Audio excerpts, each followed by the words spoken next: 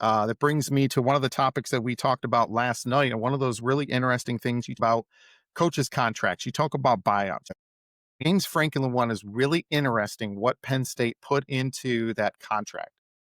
So right now they're on the hook to pay him $50 million, but they're not going to have to pay him $50 million because he can't just sit on his butt. Part of that contract, and I sent it, I'll put the article out for everybody too, was he has to do due diligence to find another job at either a coaching job or a broadcasting Broadcasting. job. And they have to pay him typical salary. So they can't just go, and they can't, Michigan State can't hire him from $1 a year. And so what it is whatever the pay he makes, because he's due $8 million a year, I think of what it is, or 7 million, let's just say for S and Gs. Arguments. If he makes $1 million a year, then Penn State's on the hook to pay him $7 million.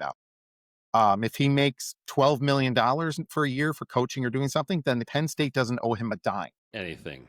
Right. So it's really unique how they structured that contract. And to be honest, that's kind of how, to me, you should structure a lot of those contracts, because how Well, many yeah. guys would go to Alabama as volunteer assistant coaches, not get paid because they were getting paid $10 million, $50 million from a school that fired them?